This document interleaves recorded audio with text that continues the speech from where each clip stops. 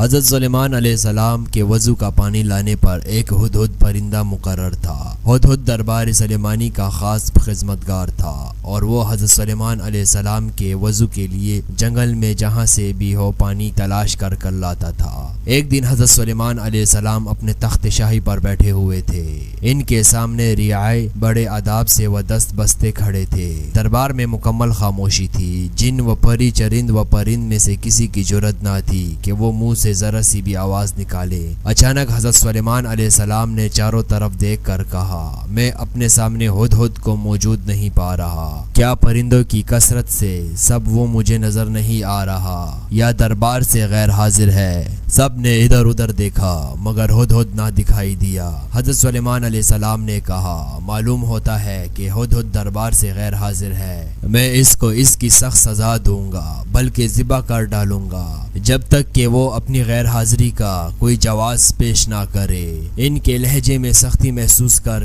ہر طرف افراتفری پھیل گئی اور سب ہدہد کے متعلق تشویش ہونے لگی۔ ہدہد کا خیال تھا کہ وہ حضرت سلیمان علیہ السلام کے وضو کے وقت تک دربار پہنچ جائے گا۔ اس نے سوچا کہ کیوں نہ آج میں بلند پرواز کر کے دنیا کا نظارہ کروں۔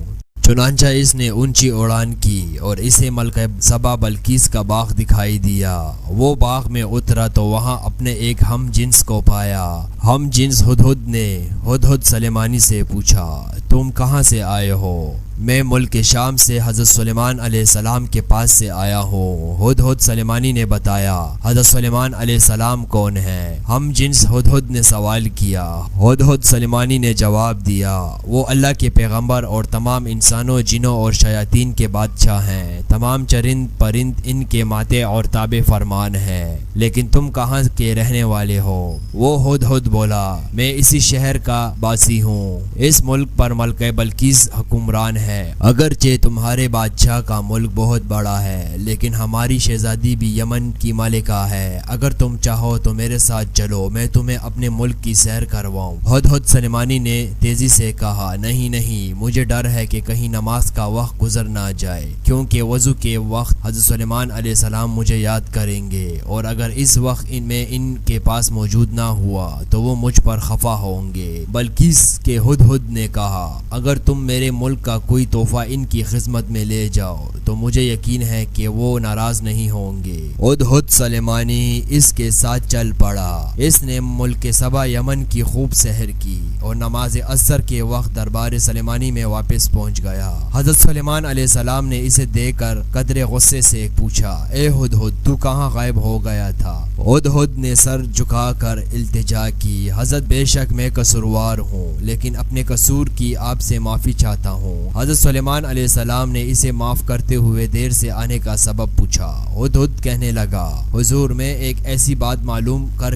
آیا ہوں جس کا اب تک حضور کو شاید علم نہ ہو۔ میں ملک سبا کی ایک خاص خبر لایا ہوں اور وہ یہ ہے کہ ملک سبا پر ایک عورت کی حکمرانی ہے جسے ملکہ بلقیس کہتے ہیں۔ وہ 30 گز لمبے چوڑے جواہرات کے تخت پر بیٹھی ہے اور جس کا رنگ سرخ ہے۔ اس تخت کے احمر کے پائے یاقوت اور زبرجد سے بنے ہوئے ہیں۔ اگرچہ اللہ تعالیٰ نے وہاں کے لوگوں کو زندگی کی ہر آسائش اور نعمت سے مالا مال کیا ہے لیکن وہ اللہ تعالیٰ کی وحدانیت کے منکر ہیں۔ ملکہ بلقیس اور اس کی رعایا اللہ تعالیٰ کی بجائے سورج کی پوجا کرتی ہے۔ شیطان نے ان کے برے اعمال کو ان کی نگاہوں میں اچھائی کا لباس پہنا دیا ہے اور پوری قوم گمراہی کے اندھیروں میں ڈوبی ہوئی ہے۔ ملک سبا اور ملکہ بلقیس کا حال سن کر حضرت سلیمان علیہ السلام نے ہدہد سے کہا، ہم ابھی تیری سچائی کا امتحان لیتے ہیں۔ حضرت سلیمان علیہ السلام نے ملکہ بلقیس کے نام ایک خط تحریر کر کے ہدہد کے حوالے کیا اور حکم دیا کہ وہ ملکہ بلقیس کو یہ خط پہنچا آئے۔ خط لے کر ہدہد اڑتا ہوا ملکہ بلقیس کے محل پہنچا۔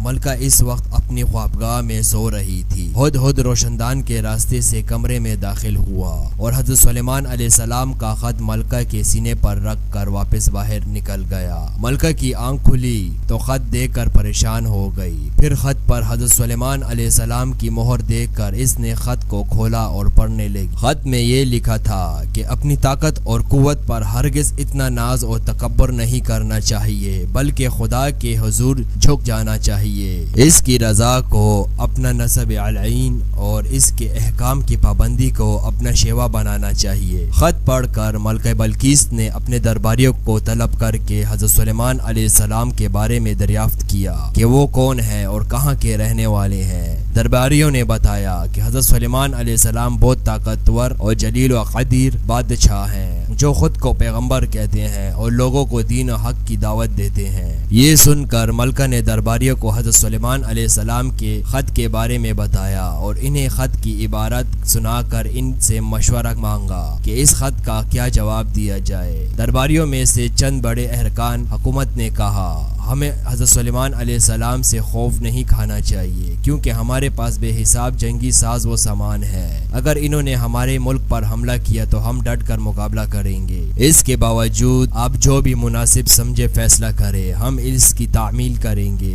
ملکہ بلقیس نے درباریوں کی تجویز سن کر کہا بے شک ہم طاقتور ہیں لیکن کسی معاملے کا حل یہ نہیں کہ فوری جنگ کے لیے تیار ہو جائیں، بہتر یہ ہے کہ چند قاصدوں کو پیش قیمت عیب دیکھ کر حضرت سلیمان علیہ السلام کی خدمت میں بھیجا جائے، اس بہانے قاصد ان کی شوکت و عظمت کو بھی نجومی اندازہ لگا آئیں گے اور یہ بھی پتہ چل جائے گا کہ وہ ہم سے کیا چاہتے ہیں۔ اگر وہ واقعی زبردست قوت و طاقت والے بادشاہ ہوئے تو ان سے جنگ کرنا بے سود ہوگا۔ تمام درباریوں نے ملکہ کی راہ پر اتفاق اظہار کیا۔ تب ملکہ نے بیش قیمت عائف کے ساتھ چند درباری سلیمانی میں روانہ کیے۔ جب درباریوں میں پہنچے اور انہوں نے حضرت سلیمان علیہ السلام کی خدمت میں تحائف پیش کیے تو حضرت سلیمان علیہ السلام نے ان تحائف کو دیکھ کر فرمایا تم جن قیمتی اشیاء سے مجھے بہلانے آئے ہو ان سے زیادہ اشیاء میرے اللہ نے مجھے عطا کر رکھی ہیں، میرے نزدیک تمہارے ان تحائف کی کوئی حیثیت و اہمیت نہیں ہے، ملک و حکومت اور مال دولت میرا نصیب علائی نہیں ہے، میں تو کلمہ حق بلند کرنا چاہتا ہوں، میری خواہش ہے کہ تمام لوگ احکامات الہی پر پابند ہو جائیں، تم یہ طائف واپس لے جاؤ اور اپنی ملکہ سے جا کر کہو کہ اگر اس نے میرے نسب علعین میں دوبارہ اس طرح کی کوشش کی تو میں ایک عظیم و عالیشان لشکر کے ہمراہ آ کر اس کے محل کی اینٹ سے اینٹ بجھا دوں گا۔ قاصدوں نے واپس جا کر ملکہ بلقیس کو حضرت سلیمان علیہ السلام کے جواب سے مطلع کیا اور ان کی شان و شوکت کا نقشہ بیان کیا۔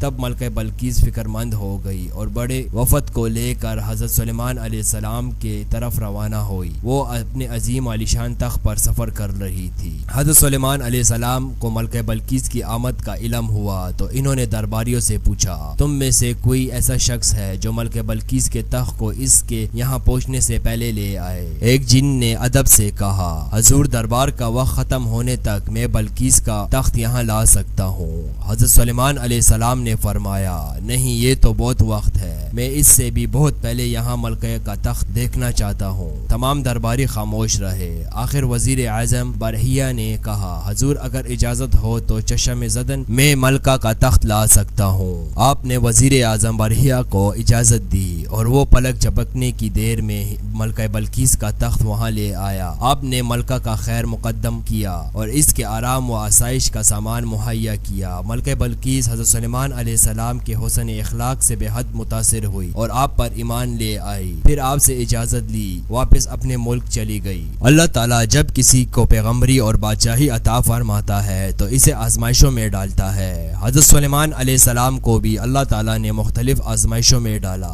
جن میں آپ ثابت قدم اور کامیاب رہے۔ آپ کی 1000 بیویاں تھیں لیکن صرف ایک ہی بیوی سے ایک بیٹا پیدا ہوا۔ اللہ کی قدرت سے اس لڑکے کا صرف ایک کان، ایک آنکھ اور ایک ہاتھ تھا، اس کا ہر عضو بدن نسب معلوم ہوتا تھا۔ حضرت سلیمان علیہ السلام نے بڑے دکھ کے ساتھ اللہ تعالیٰ سے اس کی صحت اور تکمیل بدن کی دعا کی اور ان کی دعا منظور ہوئی اور لڑکے کے تمام اعضاء مکمل ہو گئے۔ اب اس کا جسم عام انسانوں کی طرح مکمل تھا۔